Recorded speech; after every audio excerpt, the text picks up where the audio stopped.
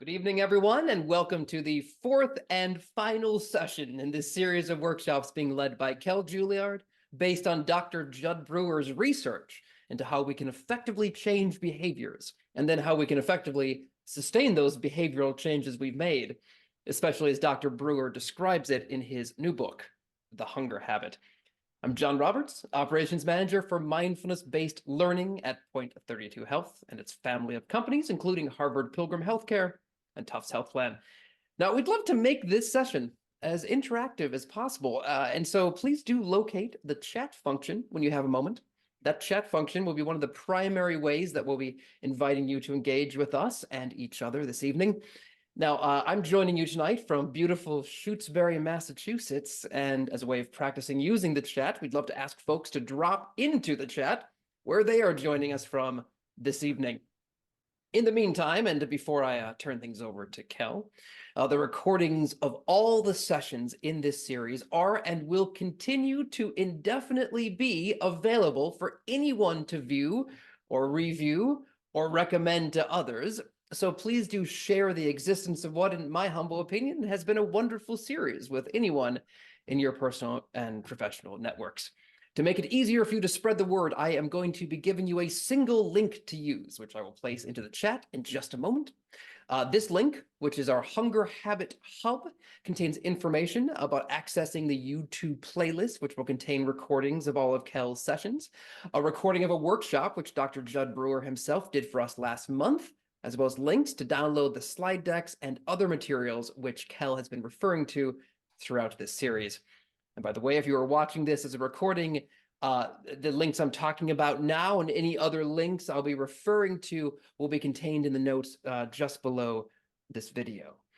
Now, speaking of links, though this series of Wednesday evening sessions with Kell is unfortunately ending, rest assured, the Point 32 Health Living Well team will continue to provide you with an evolving array of virtual wellness classes and webinars.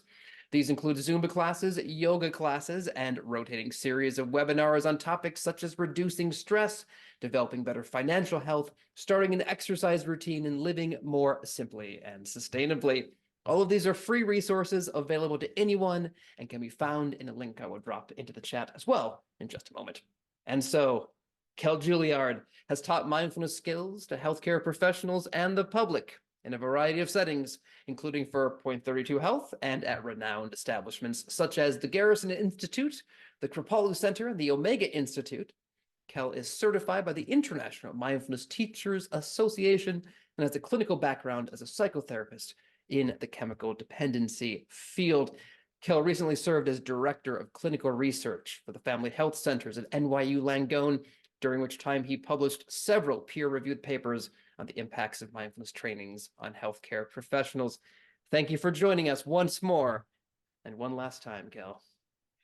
Thank you, John. And it's great to be here with all of you. As you know, we're working with the material from the Hunger Habit book, and its subtitle is Why We Eat When We're Hungry and How to Stop. And these are coaching sessions. So we've worked with a lot of skills. Many of you have carried those skills into your lives in between our sessions online. And tonight we're going to be able to unpack those and hopefully go a little deeper into where they take us, the goodness of life that they can unfold. Now, I do want to mention, if you have an eating disorder such as anorexia or bulimia nervosa, please work with your doctor or a mental health clinician to support you around that. This approach may not be beneficial in that case. Okay, so each week we do an arrival practice, and I'm going to share my screen. We're going to come back to the stop practice this week. So just take a moment. We're going to stop what we're doing and take a moment to arrive, moving from doing into just being. And to help us do that, the T of stop, take a breath or stretch a bit, take a stretch, whatever helps you move into this moment from doing into being. And just observe your current experience. What's going on in your inner life right now? Thoughts and feelings, what's going on in the outer world. Just notice, no need to change or analyze anything. Just experience this moment.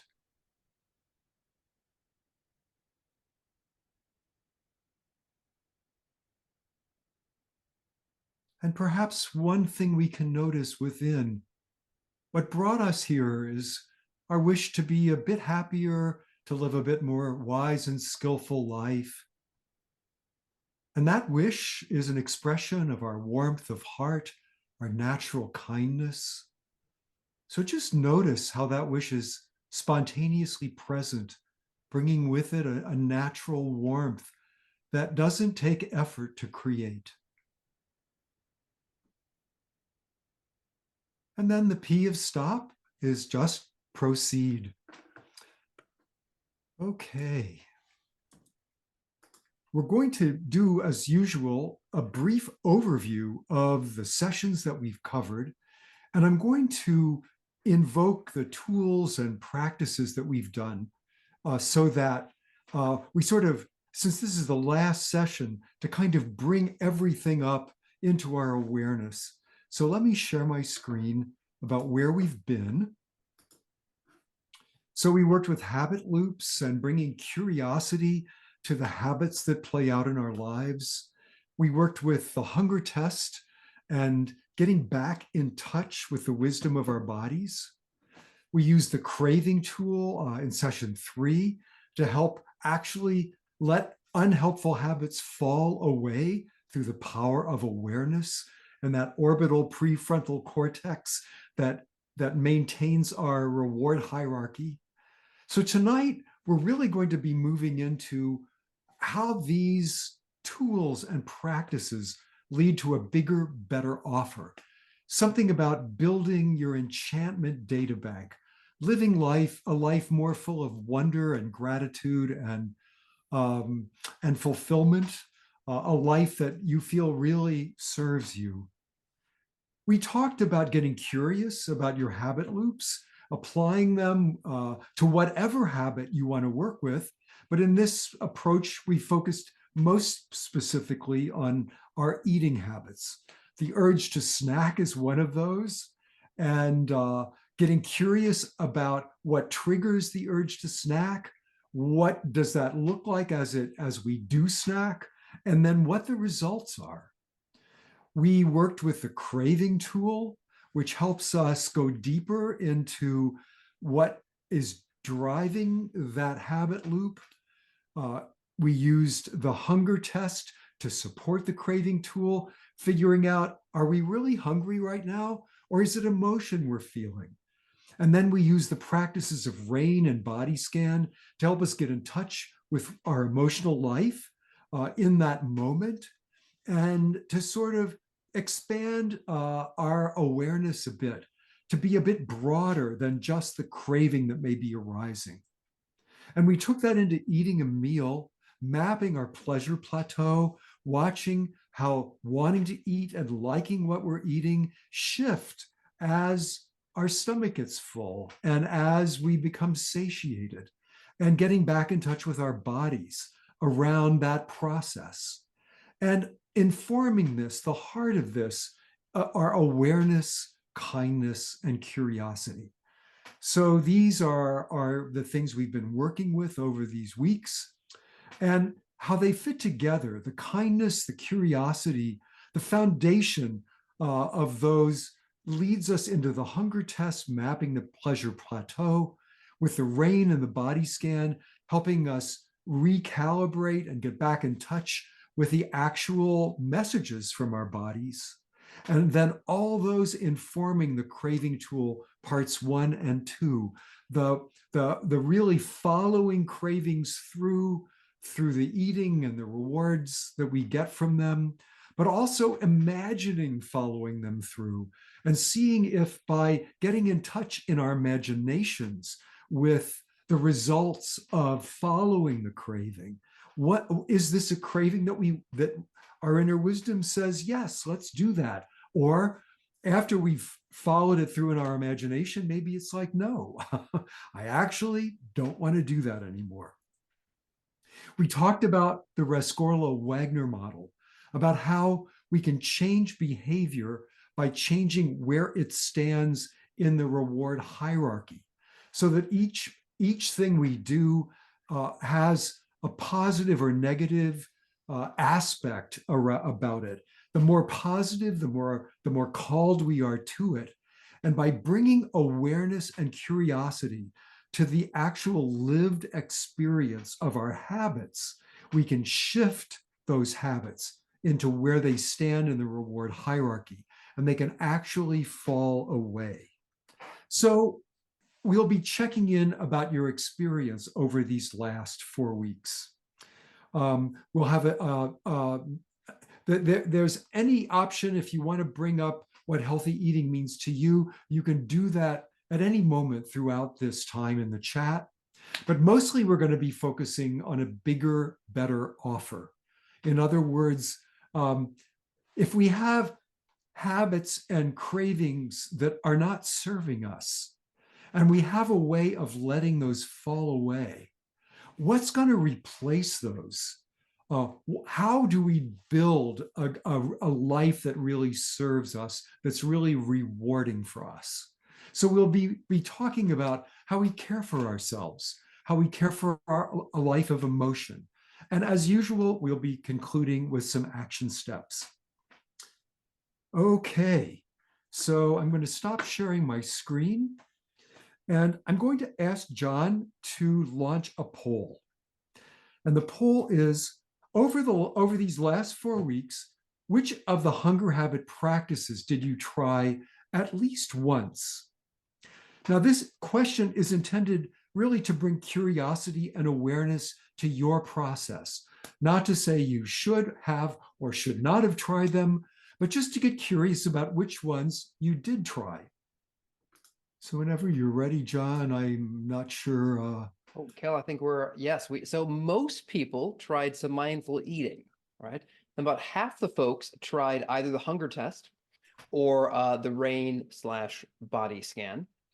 And also about half the people also tried the pleasure plateau and the craving tool, actually, as we've got along here. We've had some more people come in. So most people tried the mindful eating, and then about half the folks tried the other techniques. Great.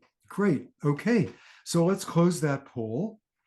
The next, we're gonna do a few polls here, just to get a sense of where you are.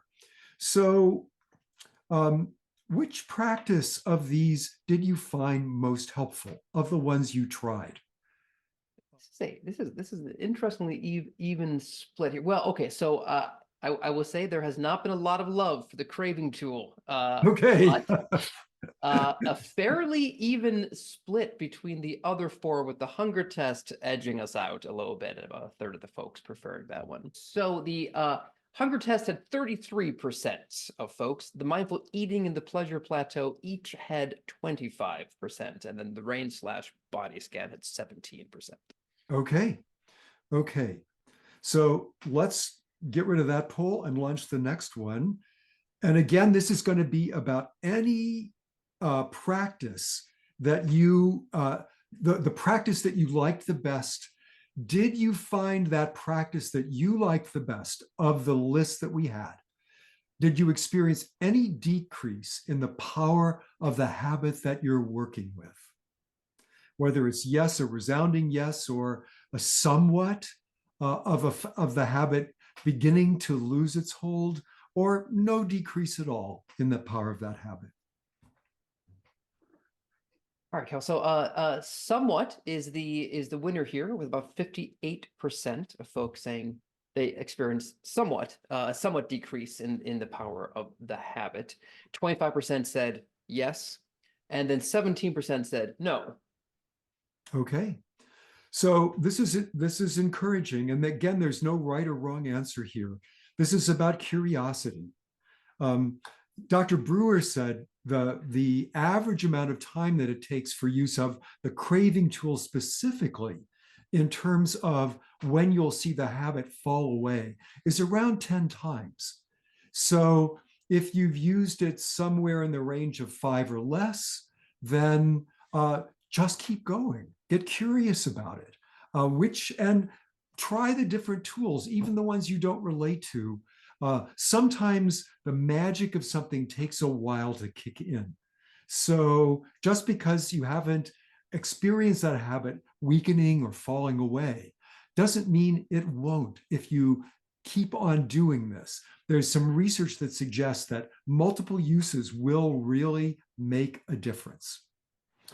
So I'd like to move away from this quantitative method of sort of assessing our experience into a more qualitative method, speaking as a researcher. And I want to invite you to key into the chat just what your experience has been with these tools. It could be anything around the use of these practices and techniques. What insights have you gained? What experiences have you had? What would be helpful for you to share? Or what do you feel would be valuable for you to share? And certainly, we're very open to questions. I'm seeing a comment about just being more mindful while eating, making me more aware. I stop and think. Increased awareness of low-key anxiety that drives eating at times. I can certainly relate to that. I have found them to be very helpful, but noticed that I often forget to use them, especially when I was very hungry. I also found that during stressful moments, I tended not to use the tool and fell back into old habits. And this is so human. This is so something that really, I think, I would guess all of us can relate to this. And, bringing up habits, building these techniques and tools into our lives so that we know how to use them without referring to the slide deck, using the slide deck, using the notes, using the emails to help you get in the habit and get them into your bones so that when you need them, when you're hungry and stressed, you don't have to think, now what was it that was said on that slide, but that you can bring it to your assistance in that moment to take care of yourself in a better way. I'm seeing a comment, I've had good results when applying the tools and recognized when I ate mindlessly on occasion. Me too. I've definitely had that experience. The reward hierarchy concept is totally new to me. It's very interesting. So I continue to think about this and how to apply it. Yeah, it's really interesting. The reward hierarchy is context dependent. When I'm really hungry and ready to eat a meal, I don't want anything sweet. I don't want dessert. I want some really hearty food that is going to feel healthy and really satisfy my appetite that I'll really enjoy. And but at the end of a meal, after I've satisfied myself with eating as much as I wanted of that food, I'd like a little bit of something sweet. And then that looks really appealing. So really interesting how this reward hierarchy can shift depending on the context. I see a positive outlook while using the mindful eating tool, starting to replace mindless eating with sipping more water. Adequate hydration has been awesome. I can't tell you how happy that makes me feel that my experience with hunger, thirst masquerading as hunger is has been relevant for someone else. That's really great to read. When I really want a sweet, try just one bite. Yeah, it's been sort of amazing to me how little I actually need to satisfy myself. And last comment so far, I've become aware of when I'm actually hungry, not just bored. When I become aware of actual hunger, then I can make a decision about what to eat. Great. All right. Thank you so much for these insights and experiences. So I want to ask you the question, and again, I'm going to invite you to key an answer into the chat. What ways have you found to care for yourself wisely when challenging emotions arise? What way have you found to care for yourself wisely when challenging emotions arise? But we're going to talk about this for a little bit, and I'd love to share the wisdom of this group. You know, boredom has been mentioned, stress, tiredness, ravening hunger has been mentioned. So, how do we care for ourselves when emotions, anger, anxiety, that was mentioned, a low hum of anxiety, and maybe it's not such a low hum. So, what ways have you found? Taking walks, taking baths, snuggling with pets, watching romantic comedy movies, talking with a partner. I see taking a breath before reacting, doing the pause.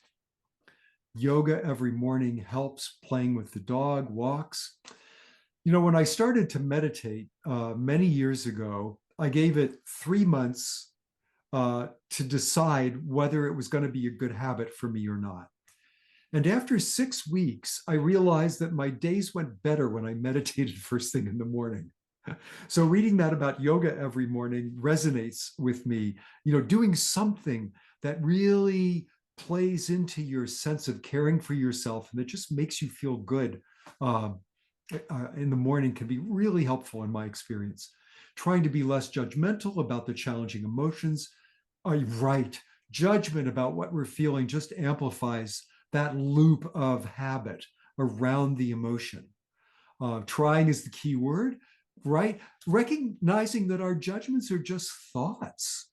It was amazing to me when I recognized when I'd have this really strong judgment about myself. Wow, that's just a thought. And somehow that made an enormous difference in sort of helping that relax and decrease. And I'm seeing a comment. This is a deep question. One thing I know is to better recognize and allow the feeling and not beat myself up about it or turn it on myself. Sometimes I just sit and feel the emotion. That touches me so deeply to read that. I'm going to share my screen now and share some of the things that came up for me when I reflected on this question. And what was written in the chat is exactly the first practice that I put on this slide of how to care for our life of feelings, moods, and emotions. And that's the RAIN practice, about just tuning into the emotion in our bodies in a very non-judgmental and accepting way, just feeling it. It helps prevent us from being controlled by the emotion. It helps us recognize that the feelings, when we get out of the story and into our bodies, they just don't last as long. Likewise, the body scan can help us realize that we're bigger than our emotions. The emotions, we feel them in a certain part of our body, but the rest of our body's not affected. And even if there's pain present, it's very rarely a whole body phenomenon. So the body scan can really help us step back and not get so lost in pain and emotions. Now, there's something we've not talked about yet, which is getting curious about the booster of the emotion. Is there a feeling or belief that is feeding the surface emotion, that is behind it, underneath it, feeding it and supporting it? And I'll give you an example of the booster of an emotion. Whenever I get angry or annoyed, there's always something that I feel is being threatened. So there's a fear or a sense of threat underlying the anger. If I have to defend myself with the anger, then what am I defending? There's something that I feel is being threatened. And if I can look at that fear and feel that fear, often that fear is actually irrational. But if I can bring that fear into the foreground and just feel it, oftentimes some wisdom around how to care for myself in light of that fear, wisdom arises. So that's been extraordinarily helpful for me.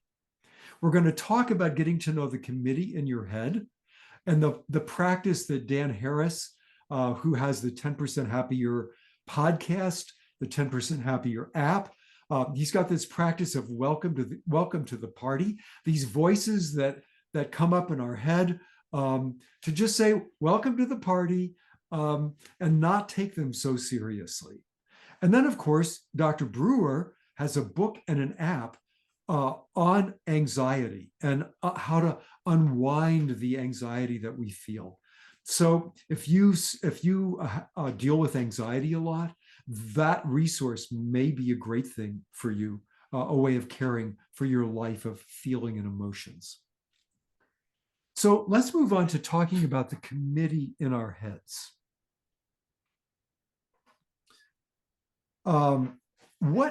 When we've got these voices that come up, voices of advice, voices of judgment, pesky voices, what's wrong with you? You shouldn't have. You're so stupid. Sometimes the voice says, ooh, eat that cake, you'll feel better. And then another voice chimes in after you eat it. You were so stupid to eat that cake. So these are the committee members that we carry around in our head.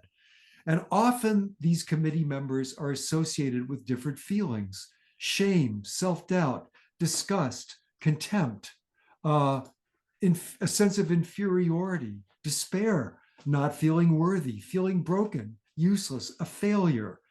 Sometimes you can try giving them names. When that voice pops up, there's a voice of fear for me, that, I don't have a name for it, but I've got an image that came from a dream that I had. And I'm like, oh yeah, that guy is back. And by giving them names, sometimes it can help us not get so lost in them. I see a comment in the chat. I have the good angel and the bad angel on each shoulder. When I am slowed down, I hear them more clearly. That's a great image. And just being aware of which one's talking to you in any given moment, and taking a moment of mindfulness to slow down and get in touch with that good angel and bad angel on our shoulders. A great thing to do. So by observing these voices instead of identifying with them, we can change our relationship with them. So one thing that sort of plays into this committee thing is habit loops triggering other habit loops. So we've typically over these 4 weeks been working with single habit loops, but let's say you're experiencing some shame about an unhelpful habit that triggers self-judgment, and that in turn triggers feeling bad. Then that feeling bad is the red arrow, which leads us into another habit loop where feeling bad triggers us into snacking or eating, which could lead to more shame, and then back into feeling bad. So these loops can really reinforce one another. So as we fire the committee in our head, I'm going to move on to the next slide. That's third bullet point of this bigger, better offer. When you fire your committee, step away from those voices, recognize they're just judgments, they're just thoughts. You can replace those voices with curiosity and kindness. Get curious about what's going on here. How do I meet this need instead of feeding my want? What do I really need right now? You can take stock of how far you've come, being grateful for the tools you have, being grateful for the curiosity and kindness that you can bring to this process of caring for yourself. And then coming back to this first bullet point, building trust in yourself through experience rather than through effort. As we apply the tools of the hunger habit, we actually begin to get in touch with the eating habits, the habits in our lives that will serve us, that will lead to a bigger, better offer a richer, more rewarding life. And in doing so, we build our database of enchantment, our database of gratitude, our database of wonder, our database of kindness and self-care. Okay, I'm going to stop sharing my screen for a moment and just see if anybody has any comments or questions about what we've just said. And I am seeing a comment in the chat. I've got an overweight cousin who said her aunts and uncles tell her she's overweight. And she said it makes her want to eat more. She's 75 years old and has been dealing with this all her life. So it's a perfect example of if we could apply these tools that we've covered over the last 4 weeks, getting in touch, stepping away from this, helping become aware of this habit, what is feeding this habit, and bringing these tools to help that habit fall away, recognizing that shame doesn't need to drive us anymore. So feel free to continue keying in any insights around what I've just covered. But I'm going to come back and share my screen a little bit. Yes, definitely being more kind. I'm going to share my screen to talk about cultivating kindness. And we're actually going to do a practice around this. And I want to call your attention to a website that's all about self-compassion. And on that website are guided meditations that can, I put the link at the bottom of this slide. It's just self-compassion.org. I'll get to the question that's in the chat in a moment after we do this practice. But you can actually cultivate kindness and self-compassion. So I'm going to guide us through this practice. I'm going to invite you to take a moment to just relax and let go of what we've covered. Maybe close your eyes if that feels good for you. You can certainly leave them open if that feels better. Take a breath or stretch for a moment just to let go of all the thoughts and feelings that have come up over these last few minutes of our session. And I'm going to invite you to get in touch with something that you're struggling with a little bit, or something in your life that's really important to you. Either one, something you're struggling with, or something in your life that's really important to you. And just bring that into your awareness. Really reflect and remember what that is, whatever you're struggling with, whatever's important to you, bring it vividly to mind.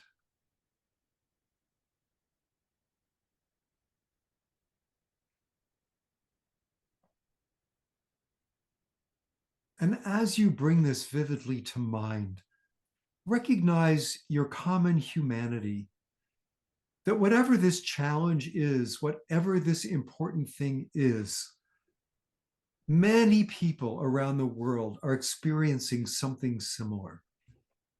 You're not alone in this. And in recognizing the importance of this to you, we're going to move into some ways of expressing self-compassion, kindness, and ways that are maybe right for you. So just tune in to which of the several options I'm going to give you feels the best in terms of bringing kindness and self-compassion to yourself. I'm going to invite you to just gently put your hand on your heart in a kind and caring way, to just touch your own heart, remembering what's important to you or what you're struggling with a bit, and use that touch to express kindness to yourself.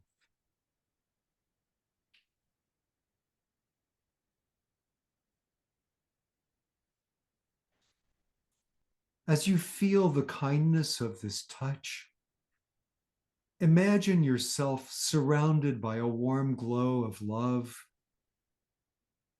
or surrounded by the feeling of a hug.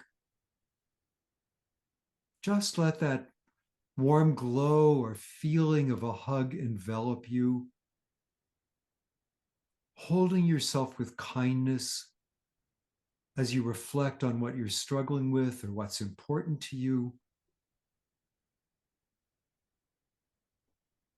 You can think about what you'd say or do with a friend who's going through something similar. And here are some phrases that you might say to a friend or to yourself in this moment. So I invite you to try these on for size. As I say them, repeat them to yourself. May I find comfort.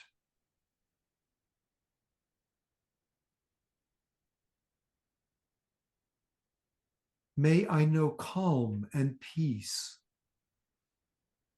Just repeating that phrase as I say it to yourself. May I be supported and understood.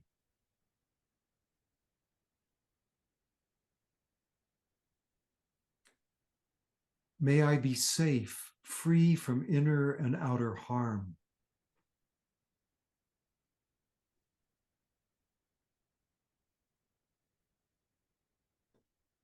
May my needs be met.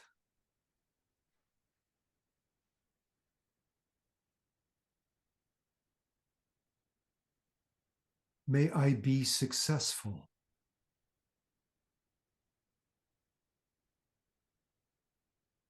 May I live with integrity.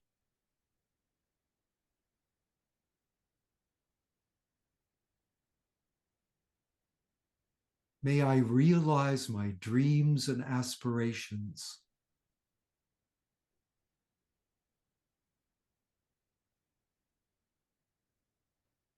May my work be rewarding and fulfilling.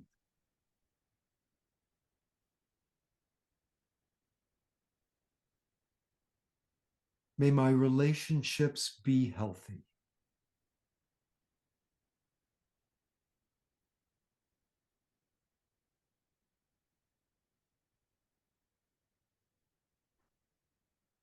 And just notice what it feels like to have said these phrases to yourself. Notice if there's one or more that really resonates for you right now. It can be a long journey to self-compassion. So whatever you're feeling in this moment, see if you can hold that with some kindness.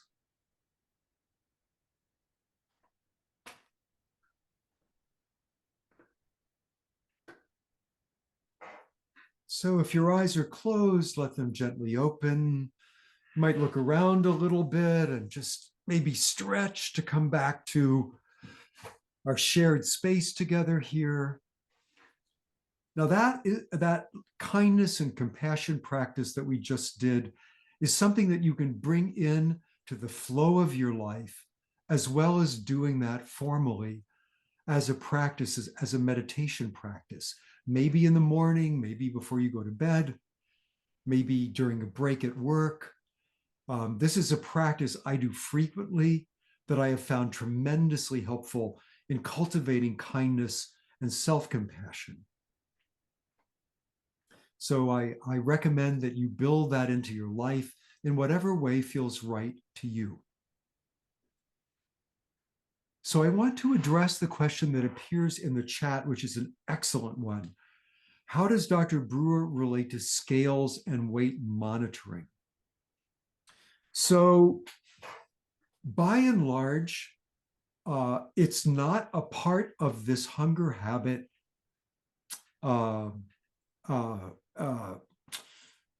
strategy or format. The idea is that if we really begin to tune into our bodies and begin to eat in a healthy way, and we use the pleasure plateau, the craving tool to eat the amount that our body is really right for our body, um, weight will begin to decrease, or it will begin to come to the right level for you.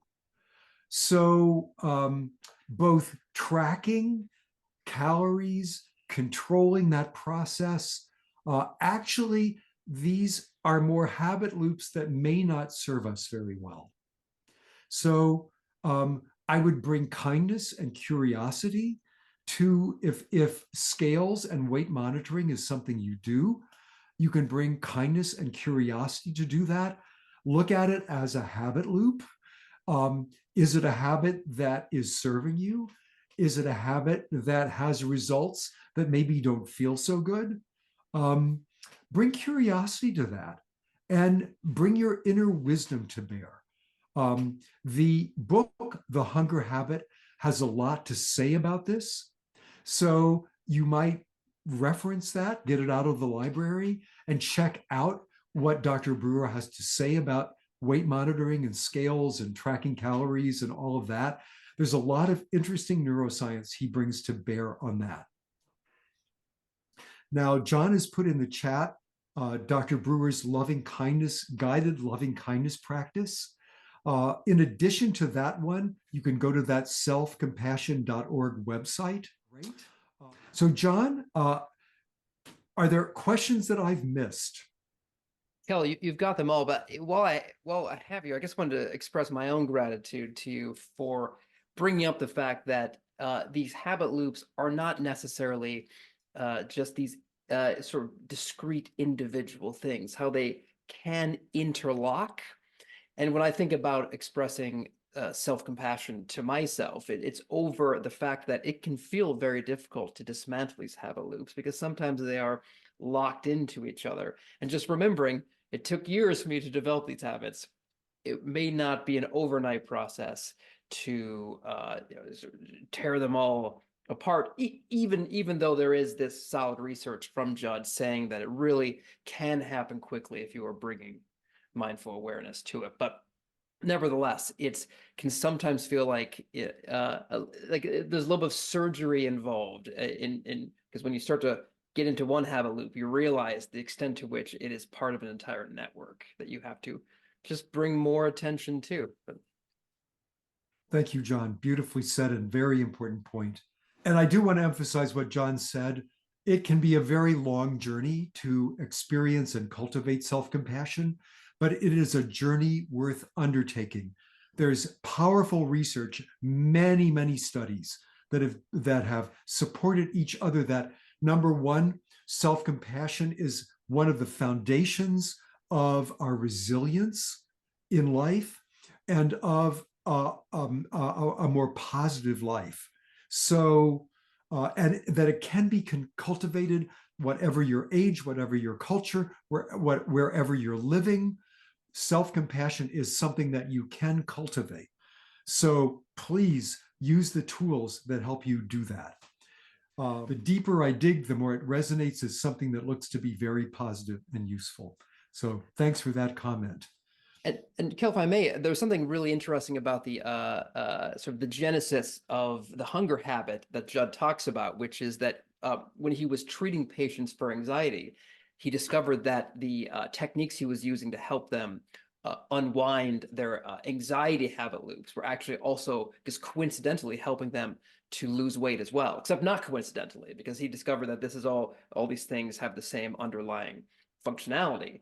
And so I'll just say for myself, as throughout the series, I have been working on the habit, which I expressed in the first session of trying to stop myself from endlessly doom scrolling on my phone. I will say, without getting into too much details, that other habits, which I was not attempting to monitor or work with, began to be affected positively as well. So it is a real thing that as you start to work on even something like just eating habits, for example, then other habits which you were not even trying to address, you may find that you're also helping to unwind those habit loops as well. Thank you, John. Great. Wonderful to hear. Well, okay. Kell, I think that might be it.